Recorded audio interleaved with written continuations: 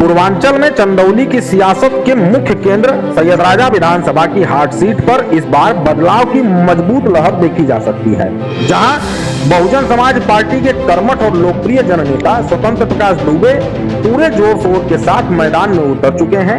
सर्वजन हिताय सर्वजन सुखाय के संकल्प के साथ आगे बढ़ रहे स्वतंत्र प्रकाश दुबे को सैयद राजा की देवतुल्य जनता का जो अपार प्यार और जनसमर्थन मिल रहा है, वह इस बात की गवाही है कि लोग अब सिर्फ सच्चा विकास चाहते हैं। हर गांव और गली में उनकी मजबूत दस्तक और उनका जनता के साथ सीधा जुड़ाव यह स्पष्ट करता है कि वे सिर्फ एक प्रत्याशी नहीं बल्कि लोगों के सुख दुख के सच्चे साथी हैं। इसलिए इस बार सैयद राजा के सुनहरे भविष्य के लिए जनता स्वतंत्र प्रकाश दुबे को चुन सकती है, ऐसा सुनने में आ रहा है। वहीं निष्पक्ष धारा से बात करते हुए स्वतंत्र प्रकाश दुबे ने क्या कुछ कहा है, देखें इस खास पॉडकास्ट में। नमस्कार, आप देख रहे हैं निष्पक्ष धारा। इस समय हमारे कार्यालय में मौजूद हैं चंदौली जनपद के विधानसभा सैयद राजा की हाट सीट पर चुनाव लड़ रहे बसपा के प्रत्याशी स्वतंत्र प्रकाश दुबे जी। आज हमारे पॉडकास्ट में हम ये जानने का प्रयास करेंगे कि सैयद राजा विधानसभा में चुनाव लड़ने की तैयारी उन्होंने कब शुरू की और कब ऐसा मन बनाया कि नहीं उनको जो है कि सैयद राजा विधानसभा का नेतृत्व करना चाहिए। तो चलिए हम उन्हीं के पास चलते हैं और उन्हीं के शब्दों में ये जानने का प्रयास करेंगे कि सैयद राजा को ही उन्होंने अपना चुनावी क्षेत्र क्यों चुना। सबसे पहले तो स्वतंत्र जी, आपका हमारे चैनल में तहे दिल से स्वागत है कि आपने अपने व्यस्ततम समय में से हम लोगों को समय दिया। हमारा सबसे पहला सवाल ये होगा कि शुरुआत और प्रेरणा, आपने राजनीति में आने का फैसला किस मोड़ पर लिया? क्या कोई ऐसी घटना या व्यक्ति था जिसने आपको इस ओर प्रेरित किया हो?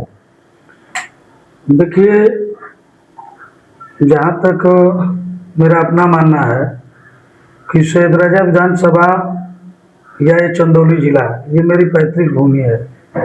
मेरा जन्म इसी धरती पे हुआ है, पालन पोषण मेरा सैयद राजा धानापुर क्षेत्र में हुआ है।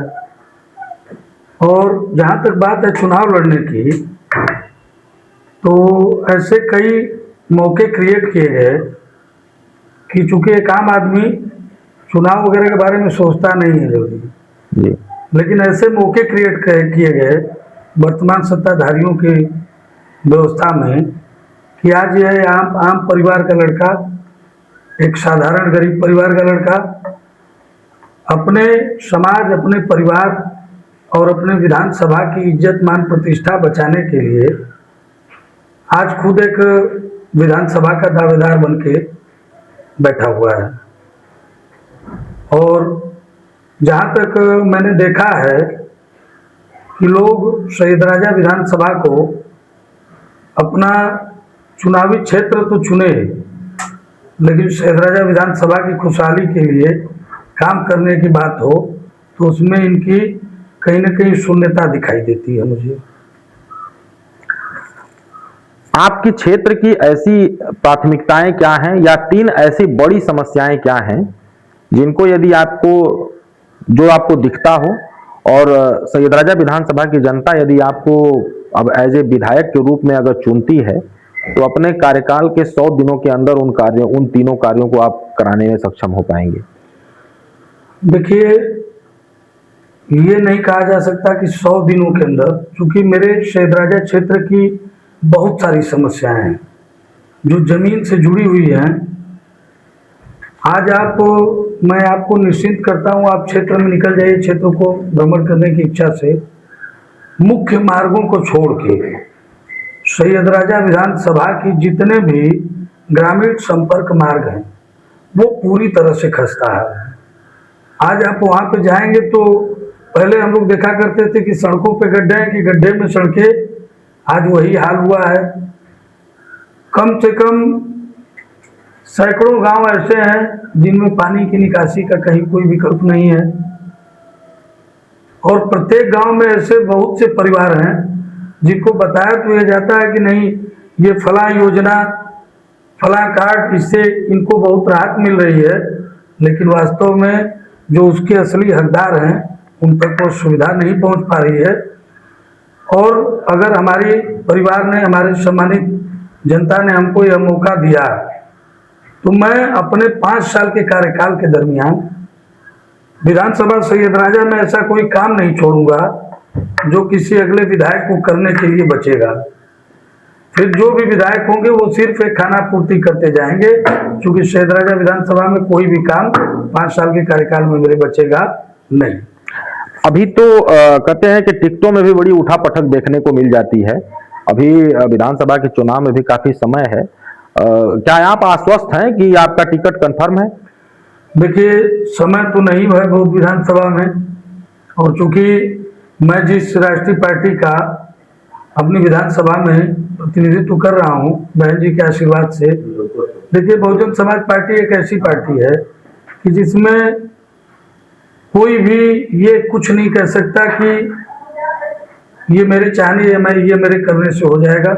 हम लोग की सुप्रीमो आदरणीय हमारी नेता राष्ट्रीय अध्यक्ष बहन कुमारी मायावती जी हैं, और मुझे इतना पता है कि जो भी उनका दिशा निर्देश होगा उस दिशा निर्देश को एक बसपा का समर्पित कार्यकर्ता और एक सच्चा सिपाही होने के नाते सिर्फ मैं ही नहीं, पूरे उत्तर प्रदेश और भारत में हर व्यक्ति जो बसपा से जुड़ा है वो बहन जी की दिशा निर्देशा और उनके आगे अनुसार ही चलता है। अभी आप जिस प्रकार से जिस पार्टी के लेवल पर आप काम कर रहे हैं, क्षेत्र में आप जब भ्रमण करते हैं तो आपको रुझान क्या देखने को मिलता है?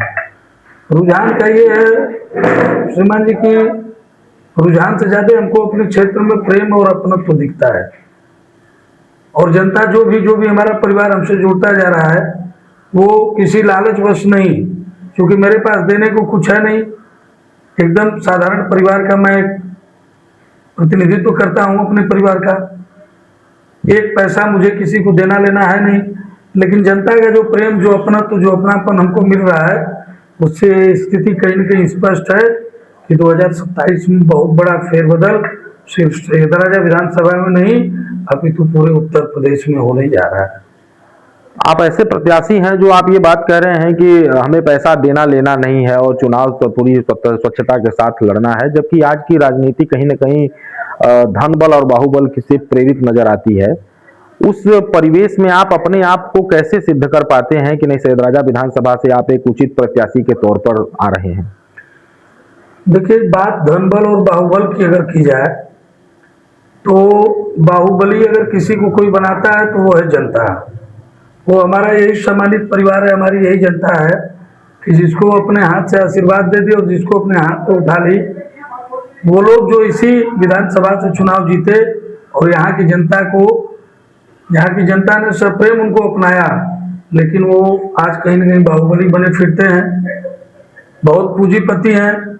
लेकिन मुझे इतना भरोसा है, मैं इतना आश्वस्त हूँ कि हमारी शहीदी धरती धानापुर सैयदराजा चंदौली क्षेत्र की जनता है और इसको पैसे से या पावर से झुकाया नहीं जा सकता।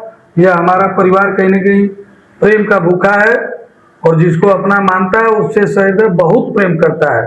वो बात अलग है कि इस परिवार से प्रेम पाने वाले इस परिवार का महत्व आज तक नहीं जान पाए, लेकिन मुझे उम्मीद है कि मैं परिवार का बहुत छोटा बच्चा हूँ और इस परिवार के प्रेम और इस परिवार के धन बल के, इस परिवार के बाहुबल के भरोसे मैं आगामी चुनाव में बहन जी के लिए, अपने परिवार के लिए, अपनी पार्टी के लिए, अपने समर्पित पूर्ण विधानसभा सम्मानित जनता जितनी हमारी है उनके लिए मैं यह चुनाव अपनी जनता के प्रेम और सहयोग से जीतूंगा।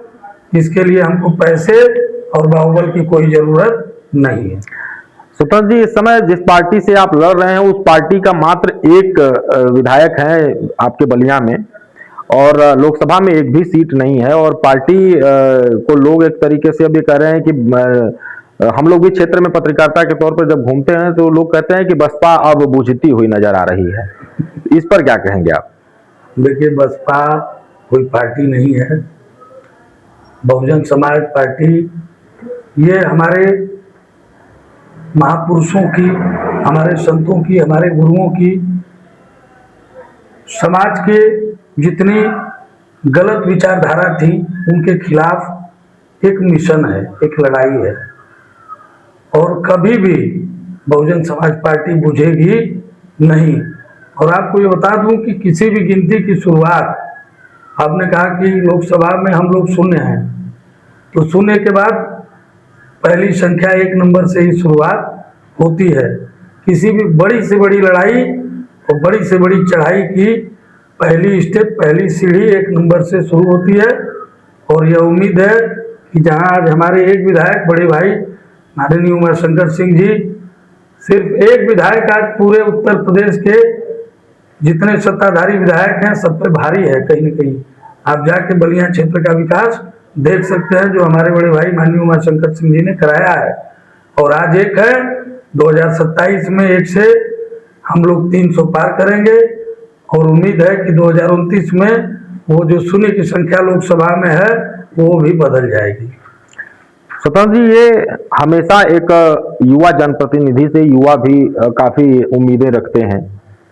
चंदौली जनपद को अक्सर हम लोगों ने सुना है कि पिछड़ों में आता है और यहाँ के युवा आज भी बहुत से ऐसे घरों से देखने को ये मिलते हैं कि वो आज भी अपने जीविकोपार्जन के लिए पलायन करने पे मजबूर हो जाते हैं। अन्य अन्य जनपदों में जाकर के, अन्य प्रदेशों में जाकर के रोजगार के संसाधन ढूंढते हैं, काम करते हैं। आप एज ए विधायक के तौर पर अगर वहां के युवा भी आपकी ओर अगर आकर्षित होते हैं तो उन युवाओं को लेकर के आपके मन में क्या ऐसी चीजें हैं जिनसे कि उनका पलायन रुक सके, वो भी अपने घर परिवार में रह सके, अपने माँ बहनों के साथ अपना दिन गुजार सकें, उस पर आपकी रणनीति क्या है, कैसे काम कर रहे हैं आप? देखिए, एक युवा होने के नाते मुझे पता है कि आज के परिवेश में कहीं न कहीं जीविकोपार्जन के लिए पैसे की जरूरत पड़ती है और यह हमारे लिए तो दुख का विषय है, लेकिन हमारे उन तमाम जनप्रतिनिधियों के लिए डूब मरने का विषय है कि वो विगत 20-25 वर्षों से हमारे विधानसभा क्षेत्र की कमान को संभाले हुए हैं और आज भी हमारे क्षेत्र का युवा कहीं न कहीं जीवन यापन के लिए बड़े बड़े महानगरों में जाता है और गुर्बत और बेइज्जती की जिंदगी गुजारता है, परिवार से दूर रहता है, बहुत सारी दुख तकलीफ झेलता है, फिर भी शायद उसको उतना धन वहाँ से नहीं मिल पाता जिससे वो अपने परिवार का भरण पोषण अच्छे ढंग से कर पाए। और मैं अपने तमाम युवा साथियों को आश्वस्त करता हूँ कि देखिए, फर्जी बात मैं नहीं करूँगा कि हाँ आपको रेस में दौड़ा दिया, 2-4 हजार बच्चों को दौड़ा के 10-5 को मैंने कोई गिफ्ट थमा दिया, उससे हमारे युवाओं का कुछ होना नहीं है। सबसे पहली जो मूलभूत व्यवस्था है, कहीं न कहीं हमारी शिक्षा को सही करना होगा। जब शिक्षा और स्वास्थ्य सही होगा और इस पूरे जिले के विकास हेतु, जैसा कि आप देख रहे होंगे रामनगर इंडस्ट्रियल एरिया में कई मिल कल कारखाने लगे हैं, वहाँ पे कहीं न कहीं अपने क्षेत्र के लोग ही काम करते हैं। लेकिन उसके लिए यह भी जरूरी नहीं कि हर युवा कहीं न कहीं जाके सिर्फ और सिर्फ ये मान के चलिए कि बोझा उठाए, फावड़ा लेके घूमे। कल कारखाने ऐसे होने चाहिए जिसमें हर वर्ग के लोगों को जो जिस योग्य है, अगर कोई पढ़ा लिखा युवा है तो उसको उसके योग्य नौकरी मिल पाए, कोई थोड़ा कम पढ़ा है तो भी कम मेहनत में उसको अच्छी आमदनी हो पाए। इन सब व्यवस्थाओं के लिए और मेरे 5 साल के कार्यकाल को गुजरने तक मैं आपसे वादा करता हूं कि हमारे सैयदराजा विधानसभा का कोई भी युवा बाहर अपने परिवार का भरण पोषण या पेट भरने के लिए नहीं जाएगा। ऐसी व्यवस्थाएं हैं जिनको मैं लागू करके प्रत्येक परिवार को, प्रत्येक गरीब परिवार को उनके घर में ऐसा कोई व्यवसाय बना के दिया जाएगा जिससे वो अपने घर में रहते हुए 25-50 हजार महीने के लिए कहीं से उनको मोहताज न होना पड़े। नौकर नहीं बनाऊंगा मैं। अपने युवाओं को विधानसभा सैयदराजा के 2032 पूर्ण होते होते प्रत्येक युवा को अपने बिजनेस का खुद का ऑनर बनाऊंगा। मैं किसी युवा को बाहर जाने नहीं दूंगा, किसी की नौकरी करने के लिए, किसी की गुलामी करने के लिए। प्रत्येक युवा अपने घर का, अपने घर पे रहते हुए अपने घर का पूर्ण जिम्मेदारी निभा पाएगा, यह मुझे उम्मीद है और मैं अपनी बातों पर खरा उतरने की पूरी कोशिश भी करूंगा। महिला आबादी को लेकर के आप क्या सोच रखते हैं और खास तौर पे अपने विधानसभा के महिलाओं के लिए, बच्चियों के लिए कि को सुरक्षा की दृष्टि से और साथ ही साथ उनको आर्थिक मजबूती और को लेकर के आप क्या कार्य कर रहे हैं और किस प्रकार से उनको संरक्षण देना चाहेंगे?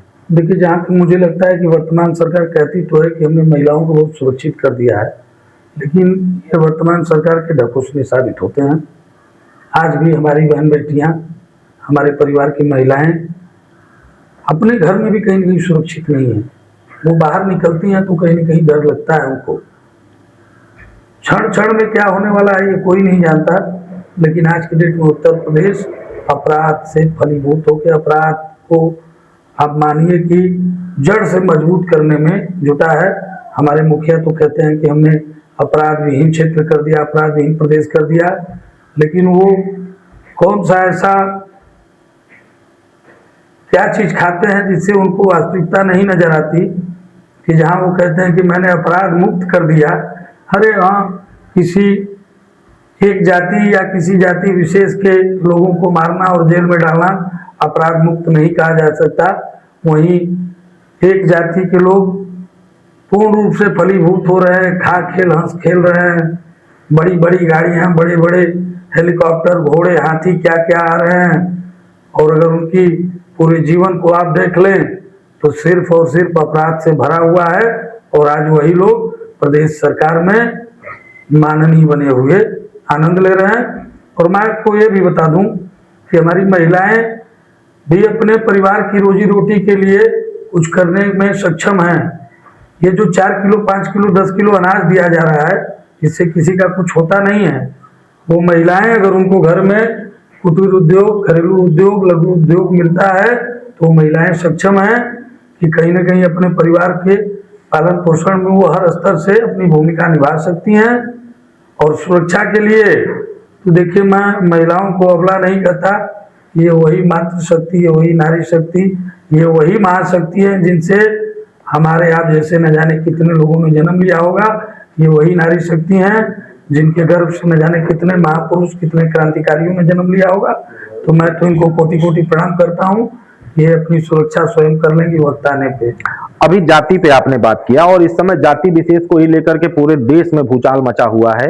एक वर्तमान सरकार ने जो है कि एक गाइडलाइंस लाई थी यूजीसी के रूप में, और उसको इस समय सुप्रीम कोर्ट के द्वारा रोक लगा दिया गया है। और तमाम प्रकार के सोशल प्लेटफार्मों से लेकर के और मीडिया जगत में भी काफी हलचल है कि यूजीसी जो है कि समाज को तोड़ने वाला नियम है। बहरहाल इस पर एक पक्ष उसके समर्थन की मांग कर रहा है और एक पक्ष उसका जो है कि विरोध कर रहा है। उसको आप किस रूप में देखते हैं? और चूंकि राजनीति क्षेत्र से आप आते हैं, आपका भी विचार हम लोग जानना चाहेंगे। देखिए, यूजीसी पे हमारी नेता माननीय बहन जी ने अपने विचार को पहले ही व्यक्त कर दिया है। अब चूंकि उनका एक नन्हा सिपाही होने के नाते आपके सवाल का जवाब देना मैं उचित समझता हूँ। और ये जो वर्तमान सरकार ने यूजीसी के रूप में एक नया नाटक पेश किया, देखिए इस सरकार का बहुत पुराना फंडा रहा है डिवाइड एंड रूल का। चूंकि ये अंग्रेजों के तलवे चाटने वाली सरकार है।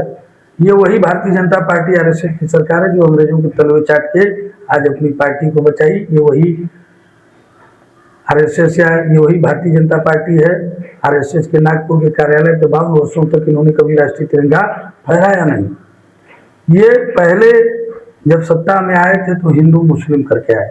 पहला इन्होंने काम किया कि सवर्ण और हिंदू मुस्लिम करके इन्होंने एक बार लड़ाया।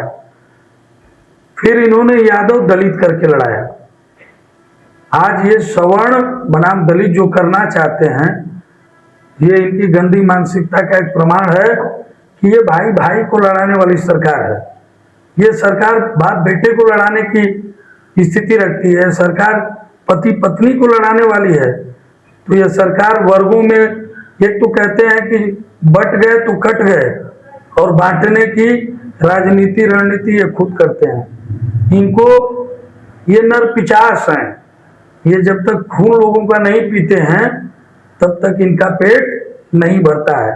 और मैं अपने तमाम सवर्ण और दलित दोनों भाइयों से मैं कहना चाहता हूं कि आप लोग अपने परिवार में लड़ाई मत करिए। ये घर हमारा है, हमारे घर को फूंक कर तमाशा देखने वाले ये हैं। और मैं उम्मीद करता हूं, ये आशा करता हूं कि 2027-2029 के बाद भारतीय जनता पार्टी आपको दूरबीन लेके ढूंढने से कहीं नहीं मिलेगी। इनकी राजनीति का कैरियर अब समाप्त होने वाला है, क्योंकि जब जब जब नाश मनुष्य पे छाता है, पहले विवेक मर जाता है। आज यह पूरा समाज जाग चुका है। इन्होंने सवर्णों को तो एक कर ही दिया साथ में, और जब हम एक हैं तो भाई हमारा तो हर परिवार से नाता है। हम वसुदेव कुटुंबकम की जो विचारधारा पे चलते हैं। हम अपने घर में लड़ाई इनके कहने पे नहीं करेंगे, न होने देंगे। हम जहाँ हैं, जैसे हैं, हम स्वस्थ हैं, मस्त हैं। ये किसी वर्ग की चिंता मत करें, ये अपनी और अपने पार्टी की चिंता करें। कहते हैं लोकतंत्र में आलोचना का बहुत महत्व है, लोग आलोचनाएं करते ही रहते हैं। यदि आपकी नीतियों का विरोध हुआ तो आप जनता के बीच जाकर उनको संतुष्ट कैसे कर पाएंगे? देखिए, मैं परिवार का सदस्य हूँ, और मेरे परिवार में अगर कोई मुझसे कहीं नाराज है, कहीं मुझसे तकलीफ में है, तो यह मेरी जिम्मेदारी है कि मैं अपने परिवार के प्रत्येक सदस्य के पास जाके उनको अपनी बातों को समझा के, अपनी बातों से पूर्ण रूप से आश्वस्त करके, वो मेरी जिम्मेदारी है। मेरा घर है, मेरा परिवार है, मैं उनको अपने साथ किसी न किसी माध्यम से लेके चलूंगा ही चलूंगा। ये मेरी पूर्ण रूप से ये जिम्मेदारी है। मैं अपने परिवार को कहीं नहीं छोड़ना है। और आलोचना, देखिए, कहीं ना कहीं अगर मैं गलती करूंगा तो आलोचना ही नहीं, मैं तो अपने परिवार को वो भी सुविधा, वो छूट देना चाहता हूं कि अगर आपके इस बेटे से आपके द्वारा दी गई जिम्मेदारी में या वर्तमान में कहीं कोई गलती होती है तो आप जूता लेके मेरे घर पे आने का काम करें, और मैं नतमस्तक होकर आपके सामने हो जाऊंगा। अगर गलती करूंगा तो उसका भुगतान मुझे भुगतना पड़ेगा, और मैं उसके लिए हमेशा तैयार हूं। हालांकि मुझे उम्मीद है कि मैं अपने परिवार का इतना प्रिय बेटा हूं कि अगर छोटी मोटी कोई कमी मुझसे हो जाती है तो मेरा परिवार मुझे उस कमी का एहसास दिला देगा, लेकिन मुझसे नाराज नहीं होगा। निजी बनाम सार्वजनिक जीवन में राजनीति कहते हैं 24 घंटे की सेवा है, 24x7 काम करने वाला एक सिस्टम है। उसमें आप जो है अपने परिवार को कैसे समय दे पाते हैं और राजनीति में कितना समय आप निकाल पाते हैं? देखिए, यह बात तो आपकी एकदम सही है। राजनीति 24 घंटे का ये सेवा नहीं हो। जो अगर आप राजनीतिक करियर में अपने आप को लेके आए, अगर आप जनता के बीच आ गए, तो ये आपकी जिम्मेदारी है। और कहीं ना कहीं एक जनसेवक होने के नाते ये प्रत्येक जनसेवक की जिम्मेदारी होती है कि जब कभी जनता को आपकी जरूरत हो तो आप अपना 5000 काम छोड़ के भी आपको जनता के बीच रहना होगा। पारिवारिक जीवन का विषय है तो भाई परिवार है, कहीं उनके साथ समय नहीं दे पाता हूँ तो हमारी भावना को समझते हैं। कहीं मैं अपने विधानसभा के परिवार के बीच भी समय नहीं दे पाता हूँ तो भी हमारी भावना को समझते हैं। लेकिन अगर एक जनसेवक होने के नाते मेरी जिम्मेदारी की बात की जाए तो मैं हमेशा अपने जनता के प्रति निछावर रहने का काम करता हूँ। मैं अपने परिवार से ज्यादा अपने उन परिवार के बीच रहता हूँ जिनकी वजह से आज मेरी एक पहचान है कहीं न कहीं। स्वतंत्र जी, पार्टी की विचारधारा और साथ ही स्थानीय मुद्दे, कभी कभी पार्टी की विचारधारा और स्थानीय जनता की जरूरतें अलग अलग होती हैं। ऐसी स्थिति में आप किसका साथ देंगे? देखिए, जहाँ तक हमारे पार्टी बहुजन समाज पार्टी की बात है, जहाँ तक हमारी नेता माननीय बहन जी की बात है, मैंने जितना कार्यकाल उनका देखा है, मैंने ये देखा है कि बहन जी ने वास्तविक उन मुद्दों पे ही काम किया है जो आम जनता के या लोकल मुद्दे होते हैं। आपको याद होगा जब बहन जी की सरकार थी तो नौकरी के लिए उन्होंने एक सफाई कर्मी की नियुक्ति की, जिसमें आज के समय में ये कोई नहीं कह सकता कि इसमें दलित वर्ग है या इसमें ओबीसी है, इसमें ये है या उसमें वो है। हर समाज के लिए बहन जी ने एक रास्ता खोला और आज उस सफाई कर्मी में मुझे लगता है कि हर वर्ग, हर समाज के लोग हैं और अपने परिवार के लिए संतुष्ट हैं। और बात लोकल मुद्दों की जब होगी तो हम लोग अपनी नेता से बात करेंगे और पार्टी की विचारधारा और लोकल मुद्दों को एक साथ लेके चलने का काम करेंगे। चलते चलते बस आपसे ये जानना चाहेंगे कि आज के 5 साल बाद आप अपने निर्वाचन क्षेत्र को कहां देखना चाहेंगे? आपकी सबसे बड़ी सफलता क्या होगी जिसे आप अपनी विरासत मानेंगे? देखिए, मेरे 5 साल बीतने के बाद आप लोग सर्वे कराइएगा।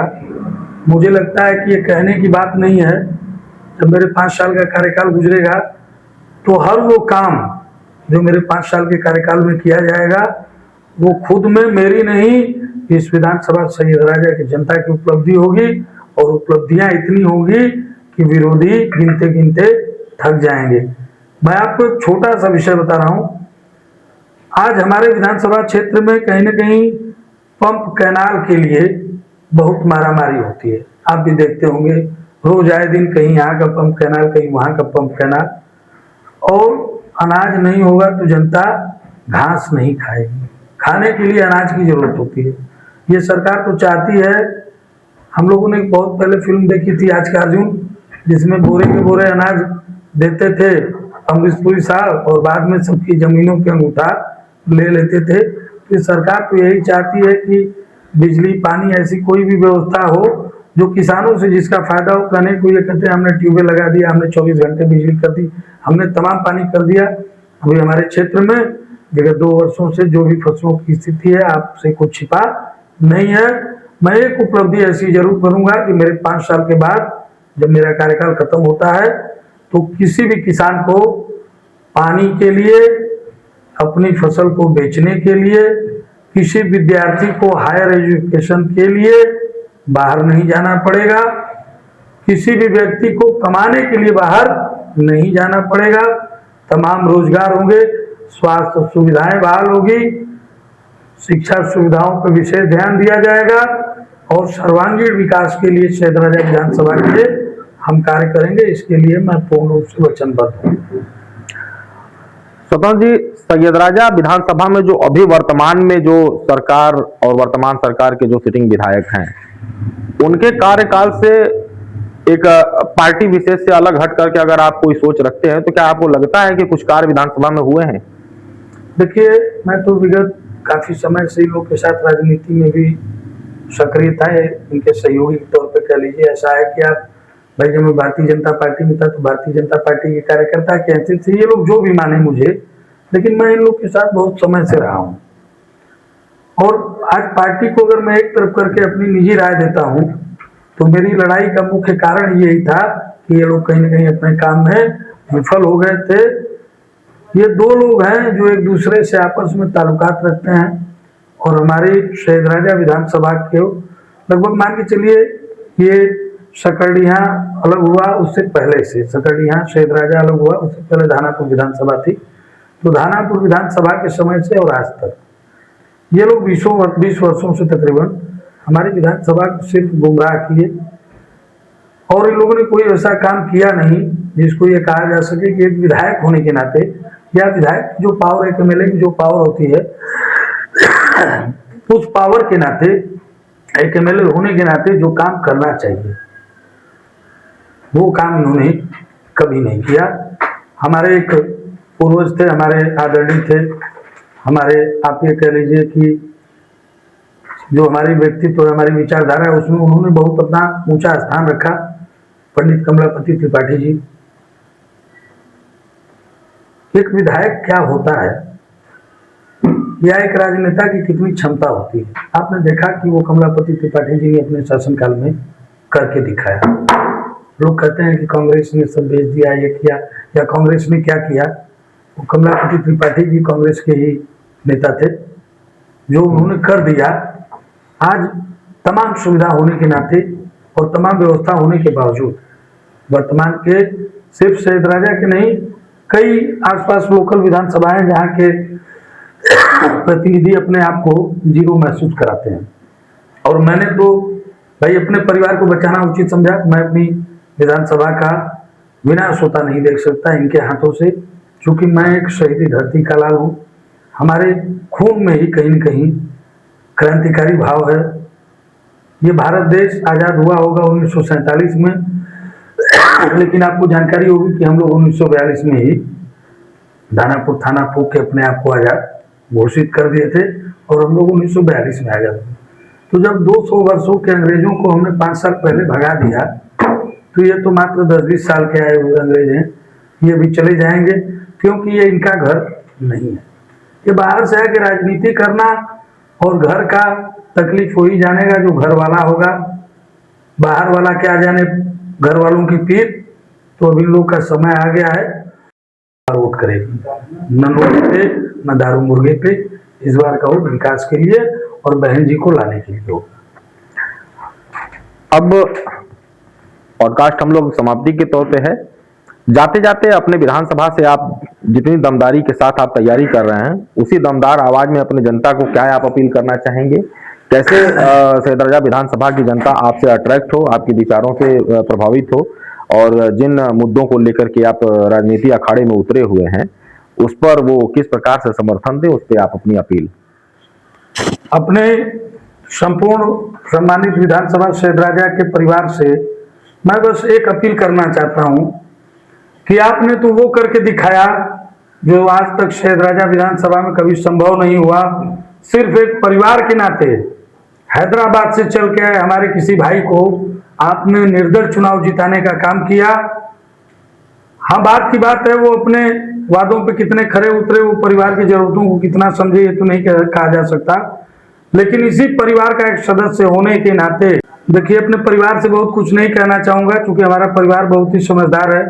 ये हमारा वही परिवार है कि सिर्फ परिवार और क्षेत्र के नाम पे निर्दल प्रत्याशी के तौर पे किसी को विजेता बना दिया गया, जबकि सामने बहुत बड़े दिग्गज, बहुत धनबली और बाहुबली माफिया से माने नहीं बने लोग भी उस समय चुनाव लड़ रहे थे।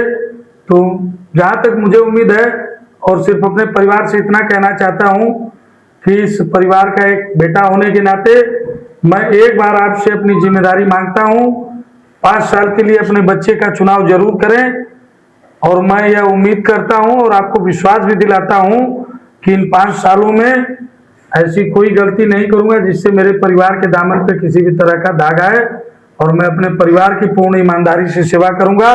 मैं इसके लिए आपको आश्वस्त करता हूं। जय हिंद, जय भारत। तो ये हमारे पॉडकास्ट में चंदौली जनपद के सैयदराजा विधानसभा से तैयारी कर रहे बसपा के सीट पर स्वतंत्र प्रकाश दुबे जी, जिनके विचारों को आपने सुना और किन मुद्दों और किन उद्देश्यों के साथ ये इस बार सैयदराजा की सीट से चुनाव लड़ रहे हैं, इस पर भी उन्होंने अपने विचार साझा किए। बने रहिएगा हमारे साथ। हम ऐसे ही सैयदराजा के साथ साथ अन्य चंदौली जनपद की विधानसभा से तय कर रहे जो लोग होंगे